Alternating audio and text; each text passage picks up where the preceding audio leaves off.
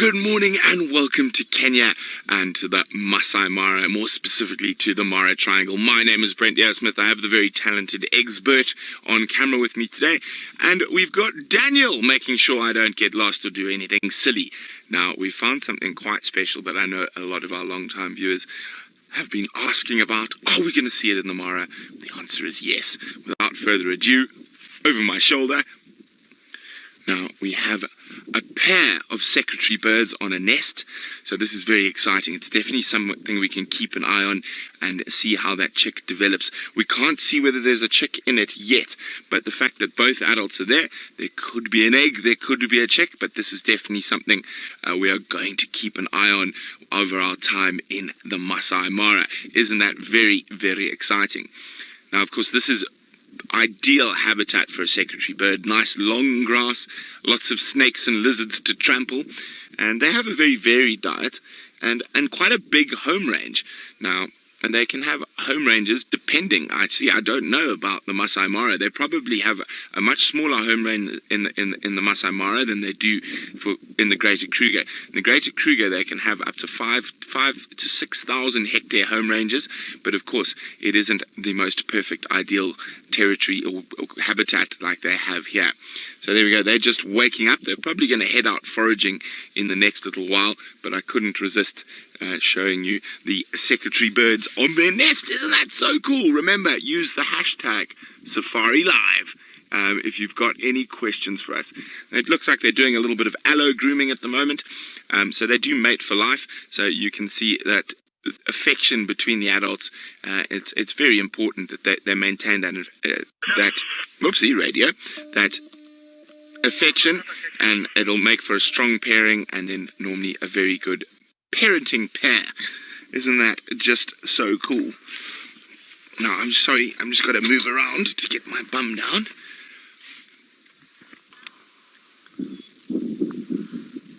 Now, I think has one sat down, Eggs? Oh, it flew off, sorry, while I was turning around. So as I said, it's about the time of the day we're going to head out foraging. Lillian's wondering, are there seasonal migrants here? Yes, and quite a few of the same seasonal migrants that you're going to see at Djuma. So the cuckoos have left Djuma, but they are here at the moment. We can hear red-chested classes and Deirdre's cuckoo all around. So we do have seasonal migrants.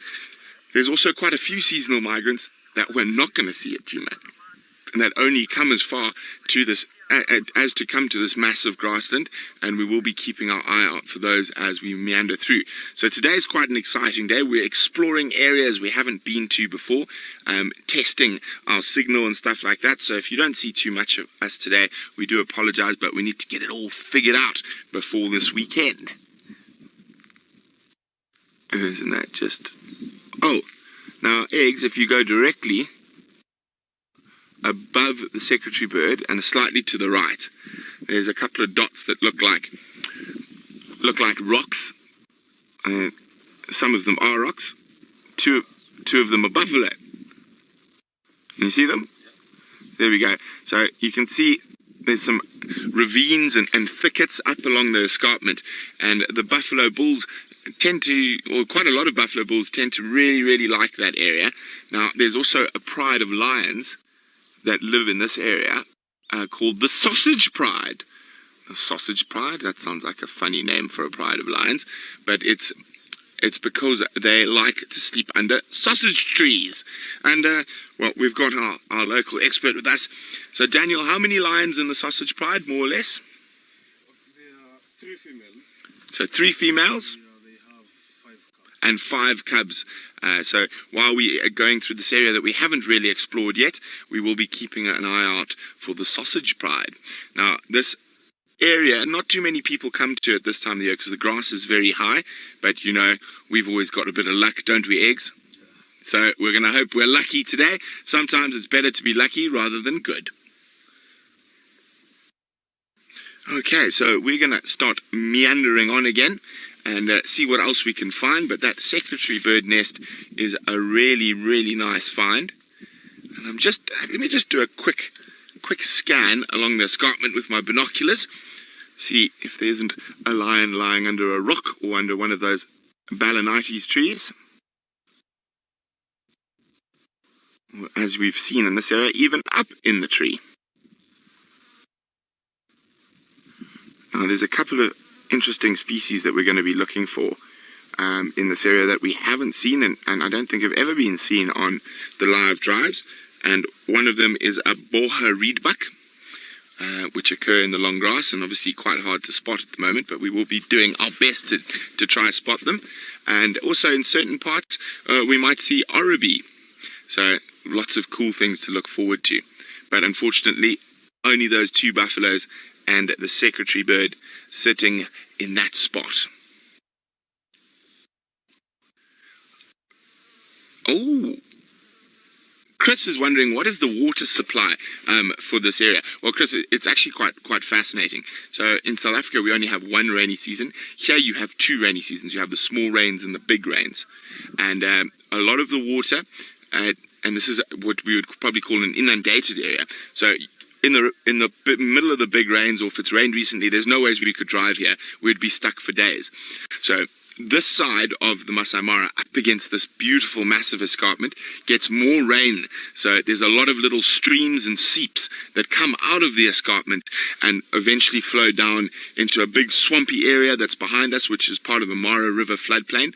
And also, of course, there's the Mara River, but there are lots of seasonal pans and swamps and seeps that are all natural. So you don't have any dams and like you do in other parts of... Oh, what's that? Sorry. In other parts of Africa, where my binoculars gone? Something just moved. Oh, whatever it was disappeared into the grass. I think it was a topi that I just saw go past. But yeah, so Chris, lots of rain and rainwater, so lots of seasonal swamps, and of course the lifeblood of this area is the Mara River itself.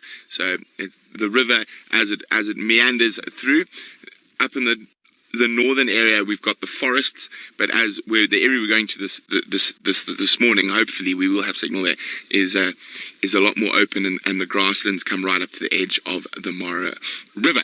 Now we've been talking about grass, and let's go across to Taylor, who's someone who's walking through grass at the moment on bushwalk.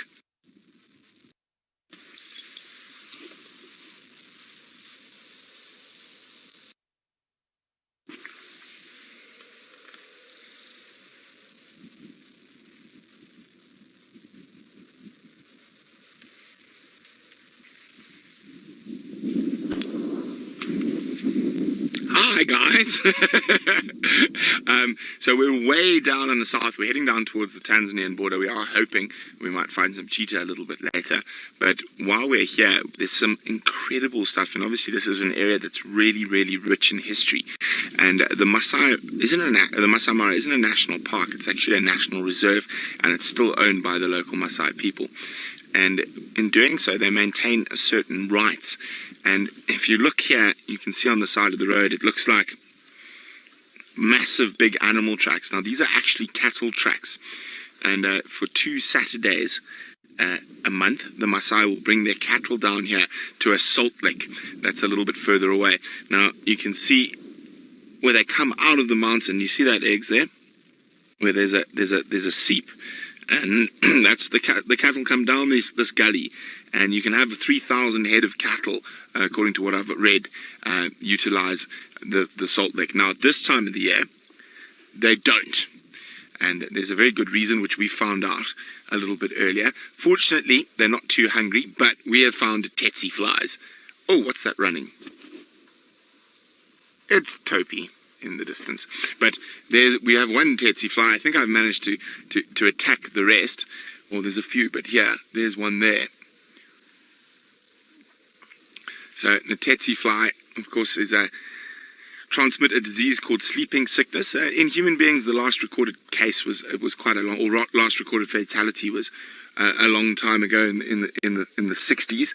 But to domestic livestock and dogs and things like that, it is very, very deadly. So at this time of the year, Daniel's telling me while the grass is long, the tsetse flies come into this area. Now, generally, they're normally further south in the Serengeti, but at this time of the year, long grass equals tsetse flies. Now, we're in the Border Pride, or what's the other name? Ngirari. Now, Ngirari is much better than Border Pride. I think we all call them the Ngirari Pride. And that's the biggest pride of lions in the triangles. There's 18 of them. I think they've got quite a few cubs at the moment. Now, they were seen yesterday in the area we're heading. So, very exciting. Hopefully, fingers crossed, we get to see the biggest pride of lions in the Mara. But, of course, as we spend more time here, we're going to learn a lot more about the different areas. Now, I've already got my sort of favorite area, and I haven't even explored an eighth of it yet, and that's the area down south near the Tanzanian border where we're heading. This is also an area where it doesn't get too much vehicle traffic, so it's quite a quiet area, and I'm excited. The biggest pride of lions, Cheetah, so always a good spot to look out for. So hopefully, as we move closer to the Tanzanian border, the grass is going to change a little bit. They're going to get some rocks coming through, and we're going to start seeing shorter grass, more Grant's gazelle, Thompson's gazelle, eland. There was zebra there yesterday, big herds of buffalo, and hopefully once we get towards the salt licks, there were probably about 700 elephant around those salt licks yesterday. So we're just going to keep pottering on, seeing what we can find, and seeing and learning. Liz is wondering, do we get both northern and southern ground hornbill here? Unfortunately not, Liz. We only get the southern ground hornbill. The northern ground hornbill, or Abyssinian ground hornbill, occurs further north in the country, up towards Samburu, and beyond, and up towards the Ethiopian, Somali, and Ugandan borders, but well to the north. Of course, Uganda is over that way. It's only about 70 or 80 k's from the top of the escarpment to Lake Victoria. And I was talking a little bit earlier about the rain, and the rainfall in this area is definitely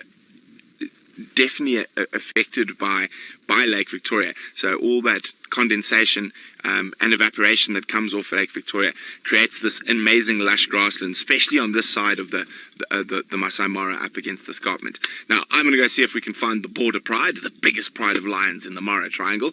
And it seems like Byron is searching for lions as well. I'm not sure which. Could be Nkahumas, could be Sticks, or it could be a Birmingham boy.